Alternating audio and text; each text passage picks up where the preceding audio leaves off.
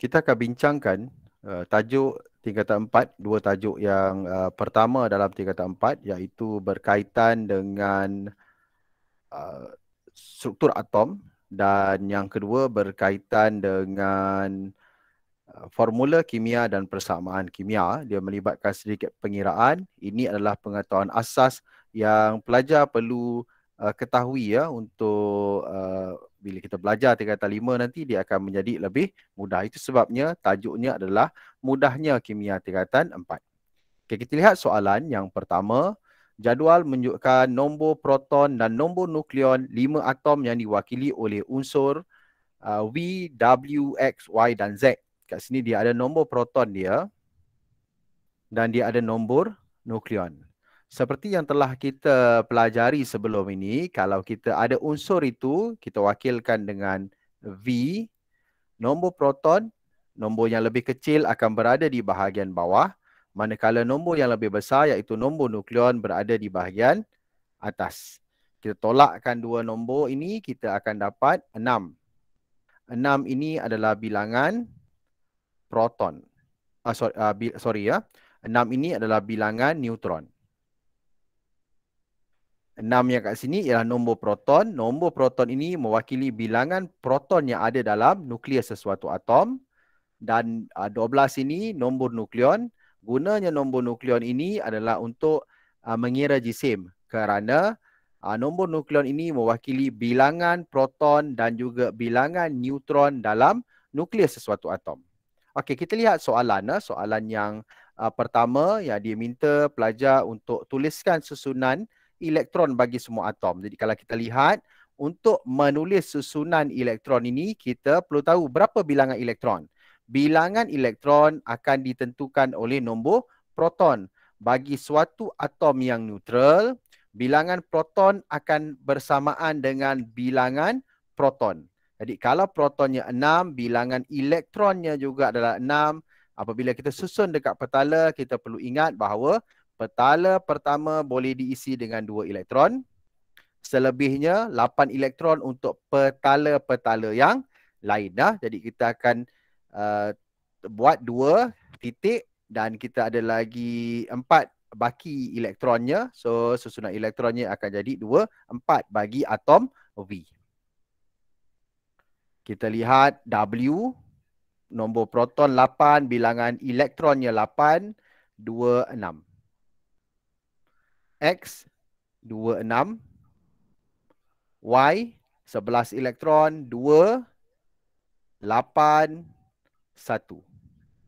Z, ada 16 elektron, petala pertama 2, petala kedua 8, petala ketiga lebihannya kita letakkan 6.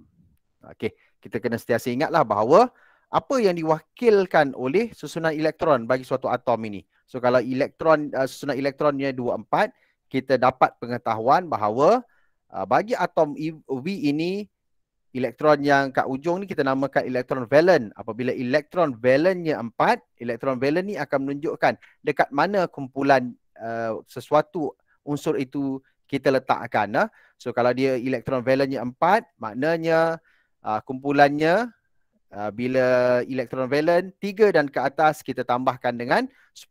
Jadi V ini berada pada kumpulan 14. Dan apabila kita bincangkan berkaitan dengan kedudukan dalam jadual perkalaan, dia ada kumpulan dan dia ada kala. Kumpulan ditentukan oleh elektron valen. Bila 3 dan seterusnya kita akan tambahkan dengan 10. Dan kala pula kita lihat kepada bilangan petala yang berisi elektron. Sekiranya kita ada 2 petala berisi elektron, dia terletak pada kala kedua. Okey, itu pengetahuan asas yang perlu kita ada. Okey, kita jawab soalan-soalan yang lain yang diberikan. Soalan B, berapakah bilangan elektron valen dalam atom V? So tadilah seperti yang kita bincangkan tadi, elektron yang terletak pada petala terluar itu adalah elektron valen dan V dia ada 4 elektron valen. Tuliskan saja, ini jawapan dia. Soalan yang seterusnya diminta untuk pelajar melukiskan susunan elektron atom Y ya. Tengok sebab dia ada dua soalan yang berkaitan ni. Satu minta pelajar untuk lukiskan susunan elektron atom Y, satu lagi untuk ion atom Y. Okey. Untuk atom Y ini susunan elektronnya kita dah tahu tadi 281. Jadi kalau kita gambarkan dalam bentuk lukisan, kita buat macam ni ya. Y ada nukleus. Lepas nukleus, petala yang pertama, kita boleh isi dengan 2 elektron. Lepas tu dia ada petala yang kedua, kita isi dengan 8 elektron. Kita ada lagi berbaki satu lagi elektron. Itu sebabnya kita memerlukan 3 petala. Jadi bagi atom V, dia mempunyai 3 petala yang berisi dengan elektron. Dan apabila kita melukiskan petala ni, dia tak kisahlah, dia tak perlu dia sangat bulat. Yang penting, jangan sampai petala ini bersilang antara satu sama lain. Jadi kalau kita dapat lukiskan macam ni, biasanya dia markah yang diperuntukkan adalah 1 hingga 2 markah. Lihat apa beza yang kedua. Dia minta untuk pelajar lukiskan susunan elektron untuk ion. Ingat ion ni sesuatu atom itu akan menjadi ion apabila dia telah membuat proses pemindahan elektron. Bagi atom Y ini dia 281. Kenapa bagi sesuatu atom itu perlu membentuk ion? Kerana dia hendak mencapai susunan elektron yang stabil. Jadi kalau kita ambil contoh atom Y ini, sekarang susunan elektron dia 281. Untuk mencapai susunan elektron yang stabil, susunan elektronnya ialah 28. Jadi mudah bagi atom Y untuk melepaskan satu elektron untuk membentuk ion Y. Lepas satu elektron, dia akan jadi ion yang bercas positif 1. Okey. Lihat contoh yang kedua. Katakanlah dia minta nyatakan, lukiskan susunan elektron bagi atom Z. Kita kena tahu dululah atom Z ini, dia punya susunan elektron ialah 286. Jadi untuk dia jadi ion, proses pindah elektron, pindahnya ialah dia perlu menerima 2 elektron. Susunan elektron yang baru bagi atom Z ialah 288. Dia telah mencapai susunan elektron yang stabil. Kalau kita tuliskan formula ionnya, dia akan jadi Z2- kerana dia telah menerima 2 elektron. Okay, konsep yang ini perlu dipahamkanlah sebab dalam pembentukan ikatan, maklumat ini pelajar perlu boleh keluarkan dalam jawapan dia. Okay, so kita tak ada masalah lah untuk melukis susunan elektron dia. Macam mana? Kita tahu bahawa tadi itu proses yang dia buat bagi atom Y ini telah melepaskan satu elektron. Jadi kalau kita lihat ke atas tu, kalau dia dah lepaskan satu elektron, petala yang atom Y ini miliki sekarang ini dah berkurang satu petala. Sebab elektron dia pun hanya ada 10 elektron. Okey, so dia dah ada susunan elektron yang baru dia 28. Yang bezakan untuk apabila kita melukiskan susunan elektron atom dan ion, untuk ion kita letakkan kurungan macam ni.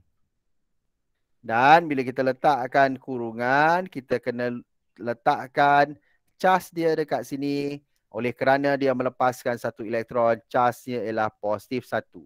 Dia lepaskan 2, positif 2. Dia lepaskan 3, 3 positif. Dia nombor dulu, barulah cas ion. 4 tak boleh. Sebab maksimum untuk proses pemindahan elektron hanyalah 4 elektron. Okey, kita teruskan dengan jumlah petala elektron dalam atom Z. Tadi kita dah tahu bahawa atom Z, kalau kita lihat susunan elektronnya ialah 286. Jadi jumlah petala yang dimiliki oleh atom Z adalah 3. Nyatakan kedudukan Z dalam jadual perkalaan. Dalam jadual perkalaan, kumpulan, bila elektron valennya, kita tengok elektron valen bagi Z tadi ialah 6. Bila 6 lebih daripada 3 dan seterusnya, kita tambahkan dengan 10, jadi dia berada pada kumpulan 16, dan berada pada kala ketiga kerana mempunyai 3 petala berisi elektron. Soalan yang seterusnya, terangkan maksud isotop. Isotop ni dia melibatkan atom. Atom yang macam mana? Atom yang mempunyai, dia mesti ada sama, mempunyai apa yang sama? Mempunyai nombor proton yang sama, tetapi apa yang bezanya? Tetapi mempunyai nombor nukleon yang berbeza. Ingat yang tadi tu, yang dekat atas tu nombor nukleon. Yang mana nombor nukleon? Nombor nukleon yang atas ini. Kalau bawah ini kita namakan bilangan neutron. Jangan sampai salah sebut dah. Dalam jawapan, selain kita kata dia atom yang mempunyai nombor proton yang sama, kita boleh juga cakap kekalkan nombor proton yang sama tetapi mempunyai bilangan neutron yang berbeza. Itu adalah jawapan yang betul untuk mendefinisikan maksud isotop. So, nyatakan pasangan isotop berdasarkan definisi tadi, kita carilah yang sama nombor proton. Proton yang sama ialah W dan X. Ya, jadi itulah jawapan dia. So, bila pasang elektron, dia mesti samalah. W dan X. Okey, seterusnya, atom Y dan W boleh bertindak balas untuk membentuk sebatian. Nyatakan jenis ikatan dan formula sebatian. Jadi, ikatan yang akan membentuk sebatian ni, dia ada 2 jenis ikatan lah. Ikatan ion dan juga ikatan covalent. Jadi kita kena lihatlah Y dan W. So kalau kita ada Y dan juga W, Y ini susunan elektronnya 281 dan kita ada W susunan elektronnya 26. Kita ada satu unsur yang logam. Bila kita ada satu unsur logam, maknanya ikatan yang akan terbentuk nanti adalah ikatan ion. Okay, sebab apa? Y ini dia 281 susunan elektronnya. Dia boleh melepaskan satu elektron untuk mencapai susunan elektron yang stabil. Manakala W ni nanti dia punya susunan elektron ialah 26. Jadi dia boleh menerima 2 elektron untuk mencapai susunan elektron yang stabil. Dan apabila dia mencapai susunan elektron yang stabil ni, apa yang dia akan buat? Dia akan menjadi ion. So Y dia akan jadi ion yang bercas positif. Manakala W akan menjadi ion yang bercas negatif. So, macam yang biasalah kita buat, kita silangkan ni. Kita akan dapat Y2W. Kaedahnya kita silang, tapi dari segi konsep, Y dia boleh melepaskan satu elektron. Manakala W ni perlu terima 2. Itu sebabnya dalam pembentukan sebatian ini, kita perlukan 2 atom Y dan 1 atom W. Jadi kalau kita lihat apa yang soalan tu minta, jenis ikatan. Jadi jenis ikatan kita namakan kat sini ikatan ion. Dan formulanya ialah Y2W. Jadi kena tepatlah. Kalau soalan dia minta formula, kita berikan formula. Ini formula. Kalau dikatakan jenis ikatan, kita namakan ikatan. Okey, itu soalan asas untuk bab 2 lah. Kebanyakannya kita lihat soalan yang kedua berkaitan dengan seimbangkan persamaan kimia. So apa konsep persamaan kimia yang seimbang? Konsep persamaan kimia yang seimbang ini adalah kita dalam satu persamaan kimia kita ada bahagian yang sebelum anak panah kita namakan bahan. Bahan ini dia akan bertindak balas dan dia akan menghasilkan sesuatu benda yang baru, kita namakan hasil lah. Ini bahan tindak balas, inilah hasil tindak balas. Dan apa konsep persamaan kimia yang seimbang? Konsepnya ialah bilangan atom pada ruangan bahan ini sama dengan bilangan atom pada ruangan hasil. Jadi kalau kita lihat kat sini, bilangan atom kan natrium 1, 1. Hidrogen 2, oksigen 3. Okey, ini yang kita namakan tidak seimbang. Dari segi natrium dia seimbang 1, 1. Dan untuk kita seimbangkan persamaan kimia ini, kaedah yang kita gunakan adalah kaedah cuba jaya. Jadi kita cubalah sampai berjaya. So kalau kita lihat kat sini, natrium tiada masalah, hidrogen dia ada masalah. Seperti yang cikgu berikan, tips dia ialah kita lihat mana yang ganjil, kita jadikan dia genap. Jadi kalau kita lihat kat sini, hidrogen kan kat sini genap, kat sini ganjil.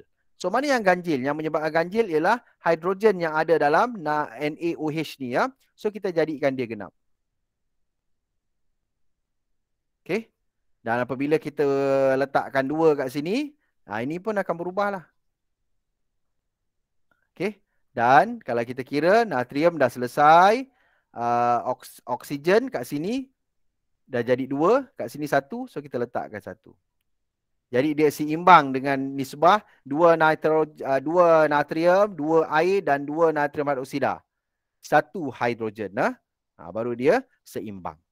Okey. So kaedah yang kita gunakan ialah cuba jaya. So kalau kita lihat kat sini, zinc 1, asid hidroklorik HCl, kat sini ada 1 hidrogen, kat sini 2 hidrogen. Kat sini ada 2 Cl2. Jadi kita tahulah. Letakkan 2, kita akan dapat persamaan kimia yang seimbang. Okay, kita lihat yang bawah tindak balas antara asid dan juga kuprum karbonat.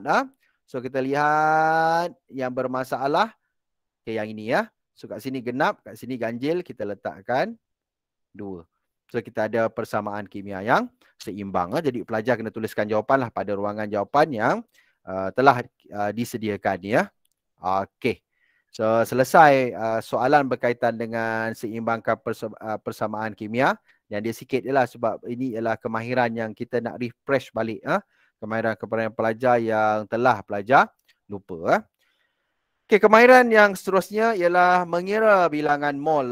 So bilangan mol ni kena ingatlah, bilangan mol seperti yang tadi tu cikgu berikan dekat kita ada dia punya formula dia yang ini.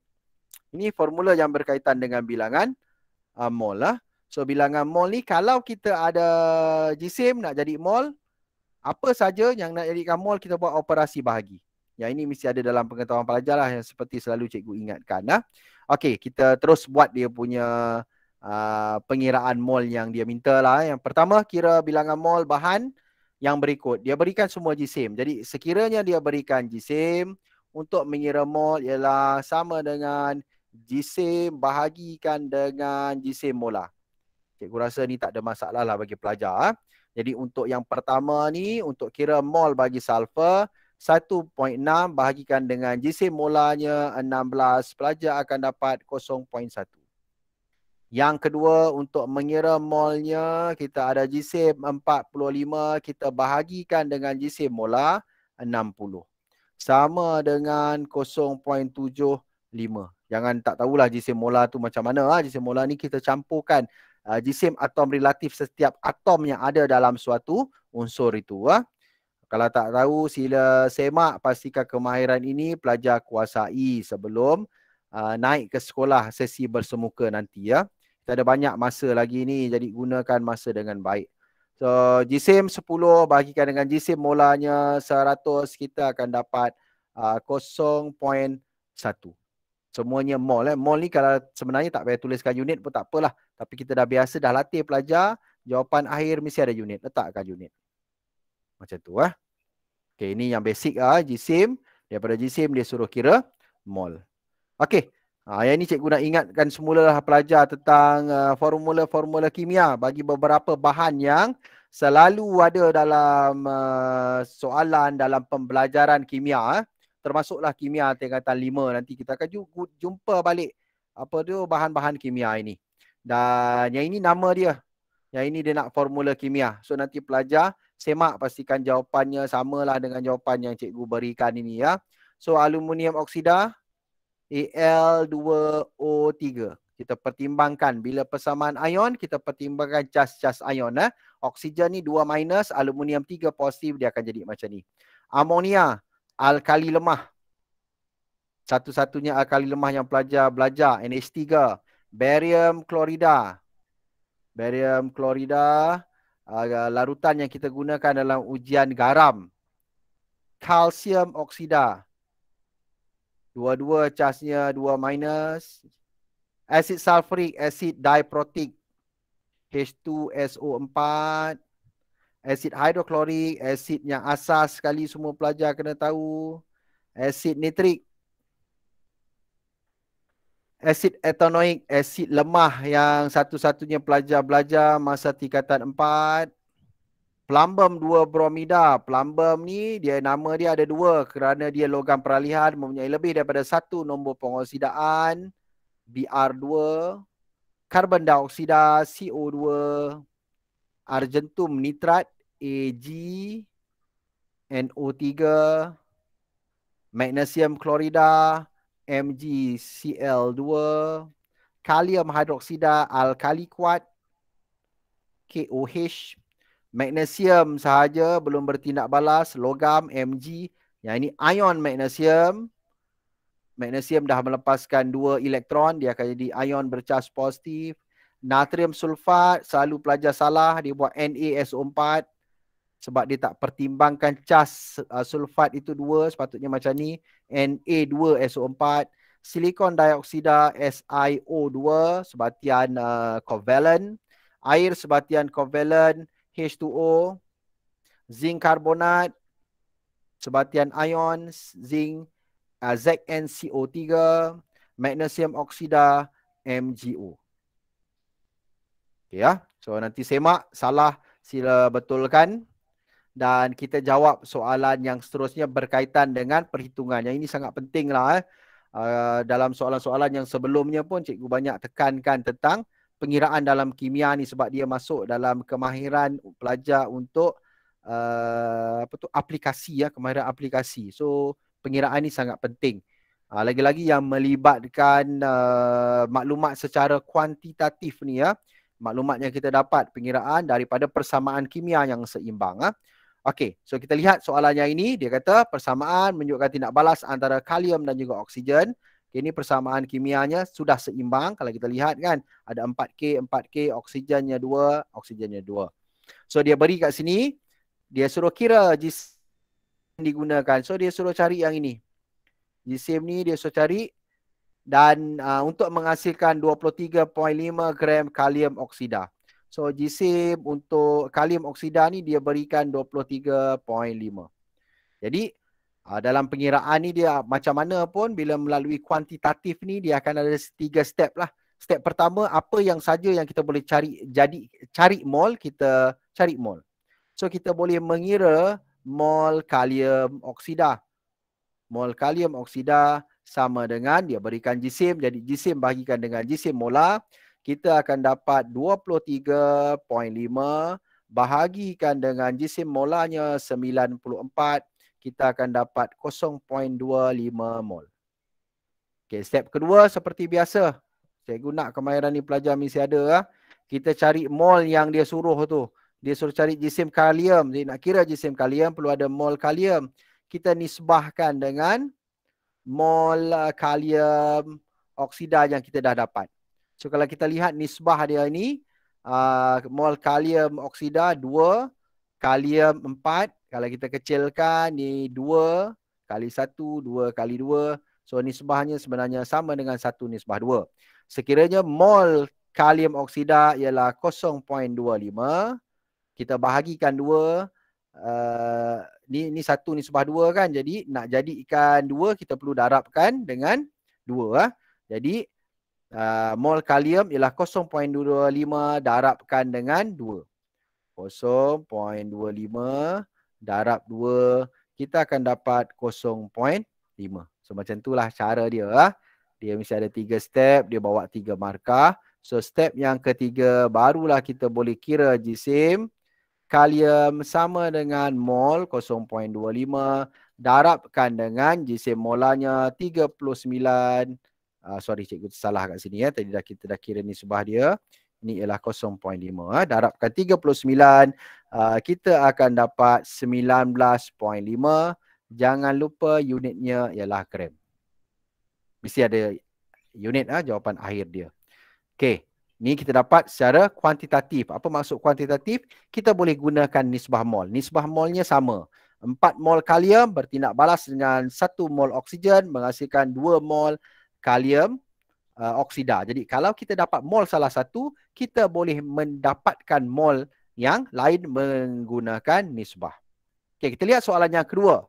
Soalan kedua dia kata, berapakah jisim magnesium oksida terbentuk jika 0.6 magnesium terbakar dalam oksigen berlebihan? Okey, bila soalannya macam ni kan, dia melibatkan suatu tindak balas dan dia berikan satu jisim bahan yang digunakan untuk tindak balas. Jadi, apa yang kita boleh buat ialah kita boleh cari mol untuk magnesium. Dan kalau kita nak gunakan secara kuantitatif, kita perlu ingat untuk maklumat secara kuantitatif hanya boleh digunakan apabila kita ada persamaan kimia yang seimbang. Itu sebabnya perkara pertama untuk soalan ini ialah kita menulis persamaan kimia untuk mewakili tindak balas. Magnesium tambah oksigen, dia akan menghasilkan magnesium oksida. Untuk kita boleh gunakan dia secara kuantitatif, persamaan kimia mestilah seimbang. So, oksigen genap, sini ganjil, letakkan 2. So, kat sini kita letakkan 2. Dan soalan kita dia berikan jisim magnesium sama dengan 0.6 dan dia minta pelajar kira jisim magnesium oksida. Berapa? So, samalah step pertama. Mol yang kita boleh kira ialah mol magnesium sama dengan jisim bahagikan dengan jisim molar 24. Jadi kita akan dapat kat sini ialah 0.025 mol lah. Step kedua, kita cari mol yang nak kita cari dia punya jisim. Mol magnesium oksida nisbahkan dengan mol magnesium. So kalau kita lihat kat sini, mol magnesium oksida 2, mol magnesium 2. Sama dengan 1 nisbah 1. Jadi sekiranya mol magnesium ialah 0.025, mol magnesium oksida ialah sama lah. Tak payah buat apa-apa operasi. So step yang kedua ini, step yang ketiga ni, teruslah kita kira jisim yang disuruh cari tu. Jisim magnesium oksida sama dengan mol darabkan dengan jisim molar. Jisim molarnya ialah 40. So pelajar dia akan dapat jawapannya ialah bersamaan dengan 1 gram. Okey ya. Mudah saja sebenarnya kalau pelajar dah kuasai kemahiran ini ya, sebab ini antara latihan yang banyaklah cikgu berikan kepada pelajar berkaitan dengan pengiraan. Okey, kita pergi kepada tindak balas yang ketiga. Masih sama, dia menggunakan ayat ada tindak balas yang berlaku antara serbuk magnesium dan larutan asid hidroklorik. Okay, dan maklumat yang dia berikan adalah berkaitan dengan asid hidroklorik. Maklumat yang dia berikan adalah isi padu dan juga yang ini mol per desimeter padu ini adalah kepekatan. Okey. Dan kepekatan biasanya simbolnya memang M lah. V ni ialah untuk isi padu. Tadi cikgu dah bagi tahu. Untuk kita nak kira berdasarkan suatu tindak balas, kita perlu ada persamaan kimia yang seimbang. Okey, persamaan kimia yang seimbang kita buat dulu. Magnesium tambahkan dengan asid hidroklorik. Hasil yang kita perolehi ialah magnesium klorida tambahkan dengan gas hidrogen. Kita lihat kat sini, letakkan 2 persamaan kimia, kita akan jadi persamaan kimia yang seimbang. So, apa maklumat yang dia berikan? Dia berikan, kali ini tak berikan jisim. Dia berikan kepekatan dan juga isi padu. Kepekatan 0.5, isi padu 25. Tak jadi masalah sebab apa konsep yang cikgu cakap tadi. Apa saja maklumat yang dia berikan, kita perlu jadikan dia mol. So dia berikan maklumat kepekatan dan isi padu. Okay, kepekatan dan isi padu, kalau kita nak cari mol, kita ada formula dia. Mol sama dengan mV per 1000. M adalah kepekatan, V adalah isi padu dalam sentimeter padu dan kita bagi 1000 untuk pertukaran unit. Dan yang ini, jadi kita boleh selesaikanlah masalah dia kan. Boleh dapat mol yang ini, nanti dia suruh kira isi padu gas. Yang dia suruh kira isi padu. Gas hidrogen ni berapa. Jadi yang pertama stepnya ialah kita perlu mengira bilangan mol. Berdasarkan maklumat yang dia berikan, mol yang kita boleh kira adalah mol asid hidroklorik bersamaan dengan mV per 1000, 0.5 kepekatan, darab isi padu 25, bahagikan dengan 1000, kita akan dapat bilangan molnya bersamaan dengan 0.0125 mol lah. Okay, step pertama. Step kedua, kita cari mol untuk hidrogen. Kerana kita nak cari isi padu dia, kita nisbahkan dengan mol asid hidroklorik. Kalau kita lihat kat sini, dia 2, yang ini adalah 1. Mol yang kita ada adalah mol asid hidroklorik 0.0125. Okey, 2 nak jadi 1, kita buat operasi bahagi ya. So 0.0125 bahagikan dengan 2. Jadi kita akan dapat molnya bersamaan dengan 0.00625. Macam tu ah. Kalau nisbah dia 1-2 darab. Kalau nisbah dia sebaliknya lah, yang HCl ni 2, yang tu 1, kita buat operasi bahagi ya. Okey, itu nombor 2. So nombor 3, dah ada mol, kita bolehlah kira dia punya isi padu. Dalam soalan yang cikgu berikan kepada pelajar, cikgu tak nyatakan, terlupa untuk nyatakan isi padu dia pada suhu bilik. Isi padu ni ada 2. Kalau pada suhu bilik, kita darabkan dengan 24. Pada STP, kita darabkan dengan 22.4. Jadi cikgu terimalah 2 jawapan untuk isi padu ni ya. So isi padu gas hidrogen ini dia bersamaan dengan pelajar jawablah mol 0.00625 darabkan dengan 24.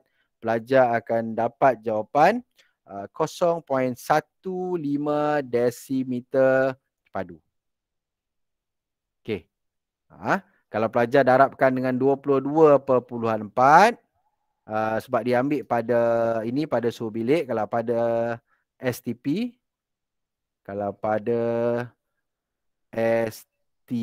pelajar akan buat mol darabkan dengan 22.4, pelajar akan dapat 0.14.